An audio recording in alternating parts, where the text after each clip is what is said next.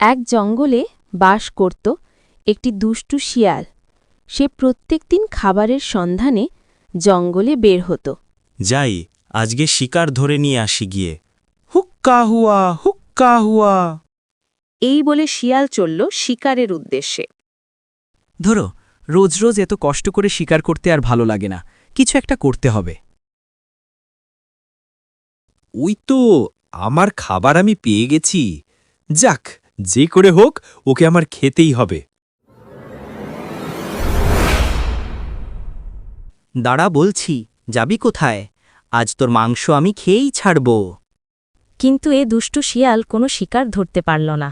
ধরো, রোজ রোজ এত কষ্ট করে শিকার করতে আর ভালো লাগে না, কিছু একটা করতে হবে।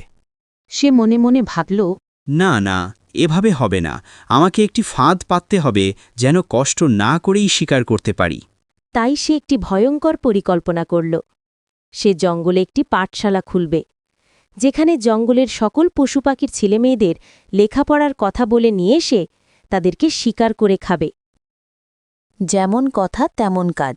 সে চলল জঙ্গলের সকল পশুপাখিদের খবর দিতে যে সে একটি পাঠশালা খুলেছে, সেখানে সকল পশুপাখিদের লেখাপড়া করানো হয়। ওহে, শিয়াল মামা যে, তো হঠাৎ আজ কি মনে করে এদিকে?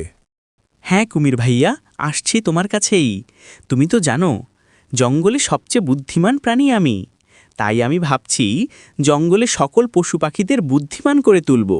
সেই জন্য একটি পাঠশালা খুলেছি, যেখানে তোমাদের ছেলেমেয়েদের লেখাপড়া করানো হবে। কি বলছো? আমার ছেলেমেয়েরা লেখাপড়া করবে? এ তো খুব ভালো কথা। তুমি কোনো চিন্তা করো না, আমি আমার ছেলেমেয়েদের পাঠশালায় পাঠিয়ে দেব। ঠিক আছে কুমির ভাইয়া, তাহলে তাই করো। আমি এখন চলি। জঙ্গলের সকল পশু পাখিদের যে খবর দিতে হবে, তুমি তোমার ছেলেমেয়েদের পাঠিয়ে দিও। এই বলে শিয়াল চলল বনের সকল পশুপাখিদের খবর দিতে।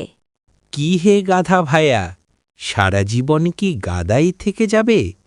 আমি একটি পাঠশালা খুলেছি, সেখানে তোমার ছেলে মেয়েদেরকে পাঠিয়ে দিও। লেখাপড়া করিয়ে তাদেরকে বুদ্ধিমান করে তুলব। বনের অন্যান্য পশু পাখির ছেলেমেয়েরাও থাকবে। তুমিও পাঠিয়ে দিও তোমার ছেলেমেয়েদের। এভাবে শিয়াল এক এক করে জঙ্গলের সবাইকে খবর দিল।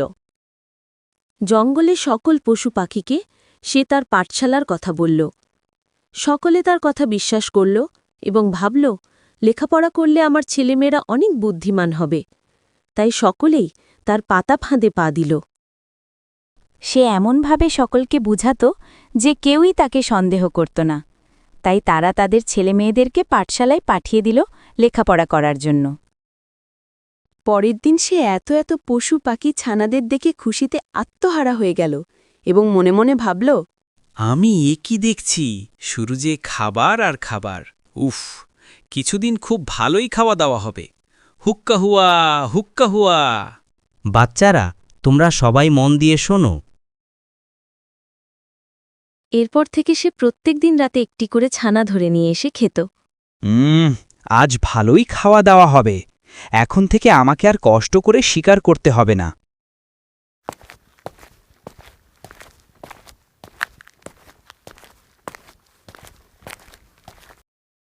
এভাবে সে দিনের বেলা পড়ানোর অভিনয় করত এবং রাতে বেলায় ধরে নিয়ে তাদেরকে খেত। কি মজা! আমাকে আর কষ্ট করে শিকার করতে হয় না। এখন প্রত্যেক দিন একটি করে ছাড়ার মাংস আমি খেতে পারছি।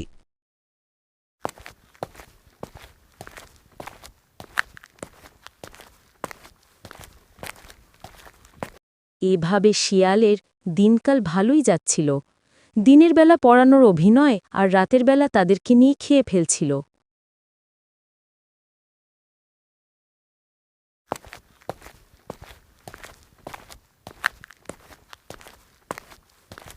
এভাবে সে এক এক করে সবাইকে খেয়ে ফেলতে লাগল।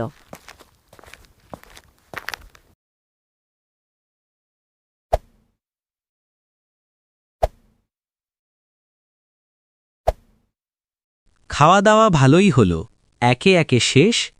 এইবার মশাই, আমি পালাই ছেড়ে দেশ। এই বলে শিয়াল জঙ্গল ছেড়ে পালাতে লাগল। কিছুক্ষণ পরেই নেকড়ে আসলো তার ছেলেকে দেখার জন্য, কিন্তু সে এসে কাউকে দেখতে পেল না। তার আর বুঝতে বাকি নেই শেয়াল সবার ছেলে মেয়েদেরকে খেয়ে পালিয়েছে। এসব কিছু দেখেই নেকড়ে রাগে ফেটে যাচ্ছিল। সে মনে মনে ভাবছিল, ঠিকই, যে করেই হোক এ শয়তান শিয়ালকে ধরতেই হবে, তাকে উচিত শিক্ষা দিতে হবে।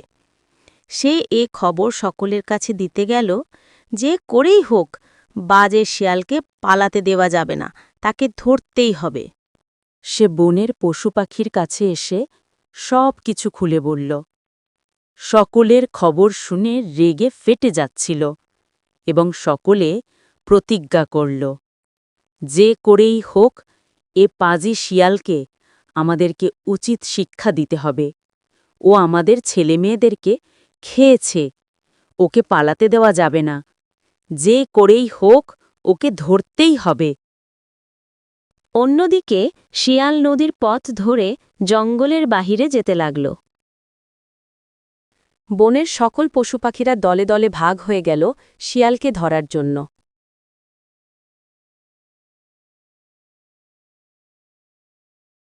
পাজি শেয়াল, তোর কত বড় সাহস! তুই আমার বাচ্চাকে খেয়েছিস। একবার খালি পাই তরে তোর মাংস আমি ছিঁড়ে খাবো। আসবি না তুই নদীর ধারে? কি আসবি না? একবার আয় শুধু।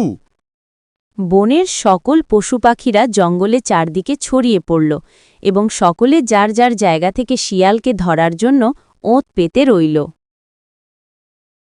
শিয়ালও বুঝতে পারল সকলে জেনে গেছে, তাই সে আরও সতর্ক হয়ে গেল এবং জঙ্গল থেকে তাড়াতাড়ি বের হওয়ার চেষ্টা করতে লাগল। এমনকি বনের পাখিরা ও গাছের ডালে ডালে বসেছিল এবং দূর থেকে সব কিছু নজর রাখছিল। পালাতে পালাতে শিয়াল খুবই ক্লান্ত হয়ে গিয়েছিল এবং তার খুব পিপাসাও পেয়েছিল, তাই সে পানি খাওয়ার জন্য একটি নদীর ধারে এসে দাঁড়াল। ওত পেতে থাকা কুমির এসব কিছুই দেখছিল। যখনই এসে শিয়াল দাঁড়াল, ঠিক তখনই পিছন থেকে কুমির আস্তে আস্তে এসে শিয়ালের পায়ে কামড় দিয়ে ধরল। শিয়াল তখনই বুদ্ধি করে বলল, কুমির মশাই বড্ড বোকা, আমার ঠ্যাং ধরতে গিয়ে ধরেছে এক নলের ডোকা। এই কথা শুনে যখনই কুমির কামড় ছাড়ল, তখনই শিয়াল দৌড়ে পালাল। বোকা কুমির মশাই, বোকা। এই বলে শিয়াল দৌড়ে পালাতে লাগল। পালাতে পালাতে শিয়াল হঠাৎ করে নেকড়ে আর হাতির সামনে পড়ল এবং সকলে তাকে ঘেরাও করে ফেলল। কি, এখন কোথায় পালাবি তুই? আমাদের ছোট ছোট বাচ্চাদের খেয়েছিস, আজ তোর মাংস আমরা চিবিয়ে খাবো। না না, আমাকে খেও না।